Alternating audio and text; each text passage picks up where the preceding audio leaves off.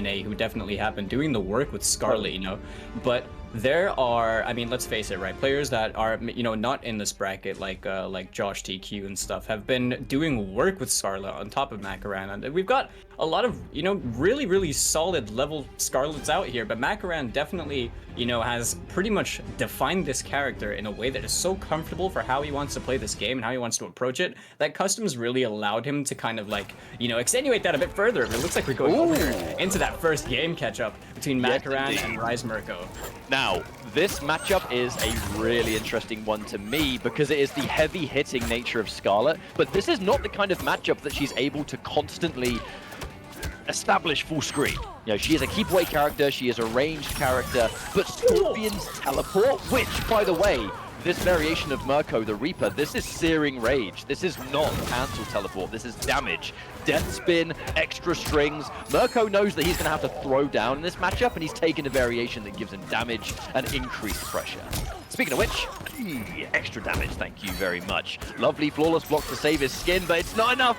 That death spin, Falcon, it does great damage, but also chip damage. It does so much of that as well. Makoran missing the flawless block off the down one into it. I mean, you can flawless block it to mitigate that chip damage, but it is still gonna really hurt you if you miss that one in a pretty much near guaranteed situation. But Makoran is going to start using this Blood Tongue to establish a little bit of space over here and try and control the neutral against Murko. But Murko is sitting on that Flame Spear buff a little bit longer.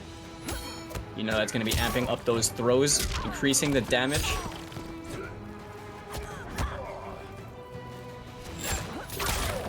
Oh, that classic down 4. Checking it always. No counter hit on the 4-3-4 though, so we're not going to get a crushing blow from that one. Yeah, no, oh my goodness.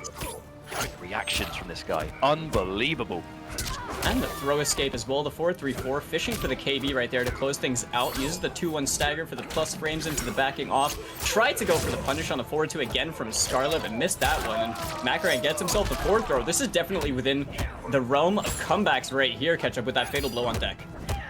Plus frames. Respect, but there's the immediate flawless block. Could have been a full combo, but I think he's just keeping an eye on the fact that Makoran might be able to answer back. Scarlet, hang on a minute. That forward throw, not going to kill, but we're close. Murko just needs anything. Oh, there's the tentacle, never mind. The Blood Tongue cometh catch up, and right, he's also got the escape failed as well for the last round, which is arguably the best time you could really hold on to that, as he's got the throw KB in both directions with Scarlet, but a nice pickup right here from Murko. He's going to spend both these offensive bars, drops the combo though. Makoran getting a little bit of life back with both these blood shots right there. Stagger game, something that's going to work out, keeps the same standing situation, plus frames, but again there's that classic Scorpion maneuver, right? Challenging plus frames with knockback from teleport. Just lets you kind of reposition. Speaking of which, not quite there is Makoran. That's the punish! That might come close to killing or kill on its own. The damage of Boiling Point is absolutely unbelievable. Which again goes into, we talk about customs, right? Being able to take base Scarlet and just throw Boiling Point on top for extra damage is very, very strong. That is crazy. I mean, Makoran really turned that game around. Even having the throw KB on deck, decided not to actually use it. Murko getting, you know, clipped by 3 Blood Tongues back to back was a little bit disastrous for him. You could tell he was getting a little bit antsy towards the end of that game, but he's going to have to keep composure if he wants to come out on top.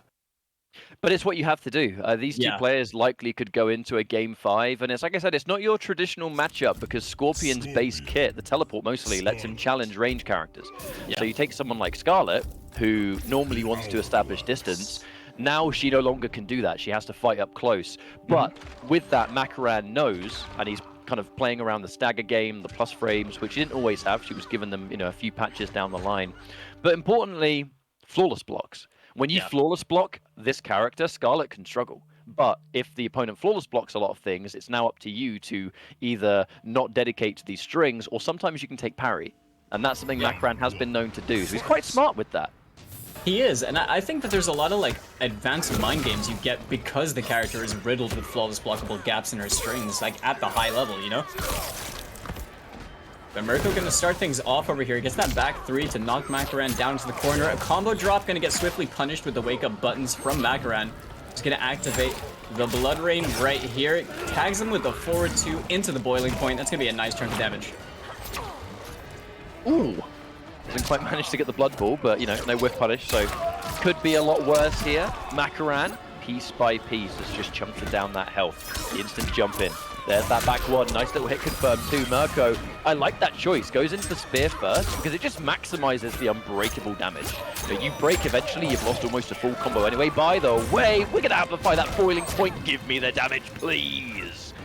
25% on that right now. I mean, this is... Oh, the spear didn't work out as it gets swiftly punished right there. Makoran going to take himself up around over here in game number 2. He still has that throw KB should he need it as well in this round. But speaking of throws, we're seeing a forward throw from Murko over here, who might go for the flaming. No, he does not go for the spear buff.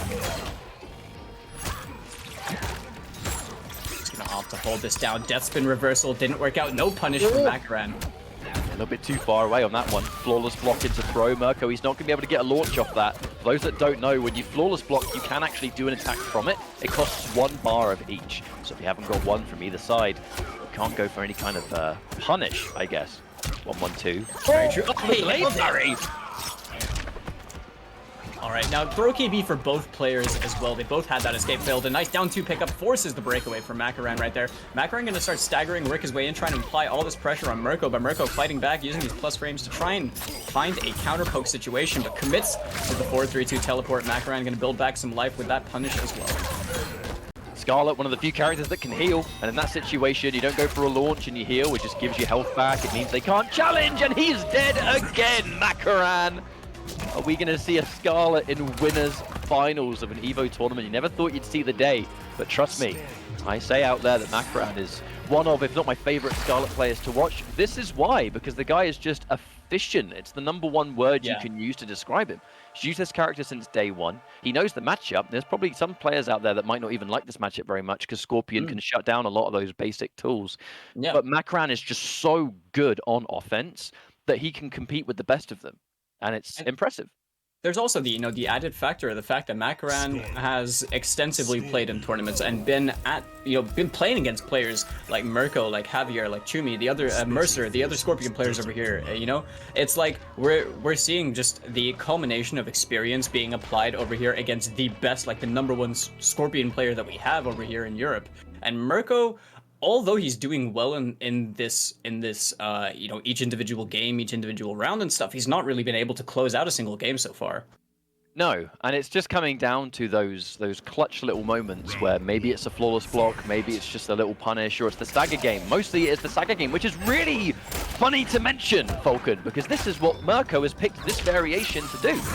Yeah, by the way, that jump kick option select, man, is surgical with that. Any jump kick on hit, you know it's turning into a spear. For sure, for sure. And now after that 30% right there, he's going to get that forward throw for another 13. Jumping his way in, Makoran tried to get that, I guess, a late anti-air over there, but Makoran's going to find the hit over here. No commitment into the boiling point, which is really, really important, and definitely tried to maximize on the punish right there. Ooh, looks like he almost buffered that 1-1. I love that decision. That was so smart right there. It messes up your flawless block timing. You try and flawless block and he parries it out of nowhere and then you second guess it. Completely opens up what Makoran can do offensively. However, with that fatal blow on lock, unfortunately he won't have a chance to do it. Murko lands that first round on the board here, this next game. Looking at the meter, it is a battle of resources here, folks. It really is. There's going to be more access to breakaway with this because Murko doesn't have the cancelable teleport, which costs a bar of defense to use. But Makoran, he can keep things unbreakable if he wants. You can only break combos in this game when you get launched. Never forget that. Yeah, definitely. The flawless block up 2 did not work out. The back 3 bait was perfect right there. Spacing from Makoran, but it's good to see Murko with the throw escape as well. I was just about to mention, I think that was that a shimmy or bait on the flawless block with the 4-3-4? Well, either way, good damage anyway. The heal. Oh, and the cheeky little trip. The range of Scarlet's sweep is so good. It really is. Now you can see Murko. Tried to go for the throw personal. But no, but you know what happened? Every time Murko has flawless blocked that string without meter to launch it, he's gone for a throw. Makoran called it out with a micro dug. Yeah, instantly. He also got himself the 2-1-2, just clipping Murko on the approach right there, ending in the boiling point. Huge damage right here for Scarlet, as it's almost 35%. The Blood Tongue didn't work out. Murko didn't believe, though, in the throw escape. Makoran alleviating some of that pressure, building back some of the life, checks in with the back 2, flawless block on the up 3, but no punish. Oh my goodness, catch up. The down 2 from Murko. Not a crushing blow that we've seen all that much in this series. Tries to interrupt and gets counter hit for his troubles. No meter to extend it though. Murko has to keep it simple. Still better than nothing. Gets a knockdown, but with it being match point, Makoran, this is the moment to make a real statement. With definitely one of the game's weaker characters. Can't confirm. Fatal blow though, especially now. Hang on a minute. Anything into fatal blow, either side will do this, especially for Makoran. He's gonna stagger it, doesn't want a flawless block. No! No, he's got the punish! Oh my god, that was the set right there, Makoran. You don't want to choke this out. If you are Makoran right now, Murko with another chance over here. Gonna try and make his way in, but got anti-air, forced the breakaways. Oh my goodness, and the down one meaty to close things out. Makoran with a 3-0 over Murko to kick things off over here. And I'm gonna say, Falcon, we saw some nerves. We saw some nerves that we don't normally see from these two players. And I think that is that EVO pressure. Even in the online realm, EVO nerves can be a real thing. And in that final round, the punish on the teleport that never was, can we imagine if there was a reverse sweep in the making from a missed teleport punish? Something that you can punish with your eyes closed normally? Good thing for Makoran to keep his head in the game and just look for that jump in. And that jump in even on its own was a risk because that jump could have been a bait into a teleport. You know, that kind of 1995 classic, right? Scorpion players and Ultimate MK3 all day, every day doing that. And able to keep his head in there and able to take it. Yo, Scarlet in a winner's finals is not something you see, let alone a tournament of this caliber against the opponents of this caliber. That is an impressive statement to make if you're in Makoran's position.